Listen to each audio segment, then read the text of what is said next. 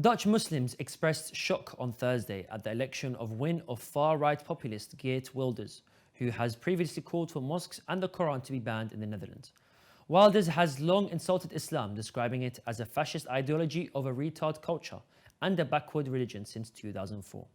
He has been under police protection and in 2016 was convicted of discrimination after he called Moroccans scums at a campaign rally. His party's manifesto includes a ban on mosques, the Quran and the Islamic headscarves in government buildings. Muslims make up around 5% of the Dutch population of almost 18 million people. To discuss this further, we have with us Mujtaba Akh, Director of FreeMuslim Association. Assalamu alaikum. Assalamu alaikum, and thank you for having me on your show. Much more than welcome. What are the implications of the anti-Islam party's political victory in the Netherlands? We have to clear one major thing, that Mr. Wilders is radical in ideology. So we have to keep that in mind as we go throughout this discussion, that this person takes things to the extreme regardless of who it is about. And secondly, we are not first nor the last that will go through this challenge in different countries.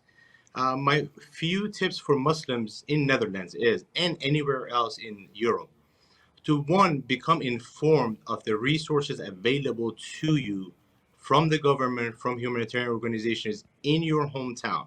Two is become part of your hometown and not just a guest who lives there, who works there, who has an income, may pay taxes. Become part of the thread of the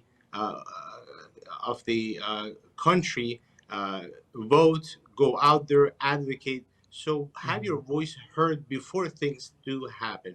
Because one major difficulty that I have seen is people live reactively, and that takes away the control from us owning our own story and writing our own story. So yes, of course, this is going to be tough times, but we're not the first minority going through tough times in Europe. There are other ethnicities and other people of faith. We have to reach out and find those people, because within using them as a resource and an advocate for our rights, collectively we gain minority rights. As you said, Muslims are 5%, and we are not the only 5%. And 5% is a big number. It's more than 18 million people in a country. And we have a voice. We should be able to be informed and use that voice. I mean, in terms of Europe, are we looking at a wider Islamophobic landscape in Europe as well? See, Europe, the way Europe is planned out, all the countries go back to similar roots and similar values. So when a taboo is broken in a country like Sweden, as we have seen, we have to be smart and be intelligent, understand that the taboo is broken there, and now there is an official having political party powers who may do similar things or allow things to happen, or just simply just turn a blind eye and look away when things happen against the minorities like us.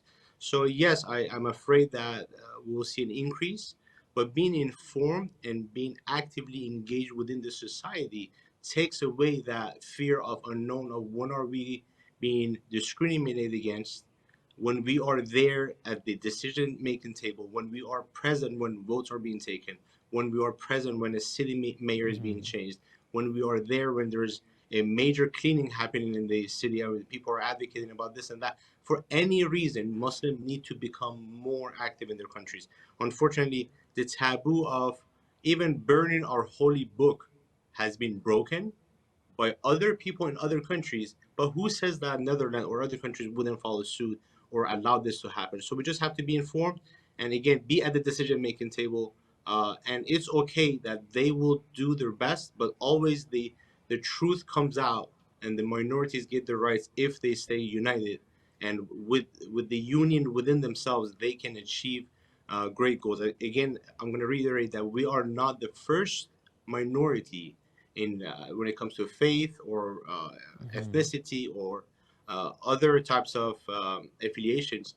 We are not the first minority facing discrimination. We just have to be alert and smart and live intelligently. And one thing I add to Muslims abroad, because they live in a non-Muslim country, you have to live and lead by example. You cannot just say that I'm just going to let the extremist narrative that they are holding us against be there because I am not doing anything to negate that. So I ask my fellow Muslims, men and women, to step up and lead, live and lead by example, because we need to write our own story and reduce discrimination as much as we can. I mean, leaving Europe alone, do you think Wilders' radical ideology infringed the religious freedom of the Dutch Muslim minority within the Dutch constitutional framework, or does it not? I think, unfortunately, he is a tip of the iceberg where, there is a huge iceberg coming through and we're right heading towards it. And Mr. Wilders is one of the people who right now who has gained control.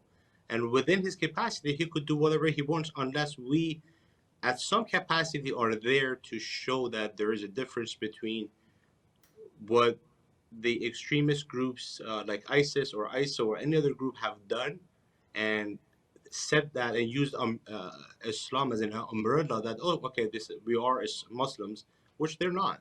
99.9% of Muslims will tell you that ISIS attacks are non-Muslim representatives, but they're using Islam as an umbrella. So it is that narrative that these people are against. So not allowing Quran, not allowing mosque, not allowing Muslim attire, all of that is because they hate what they have seen, and we hate it too. We just have to show that difference. Now, again, Mr. Wilders, as I said, he's very radical in his ideology, and if it wasn't us, he would have aimed for some other minority to go against to gain popularity, because um, radical ideology is growing in Europe in general.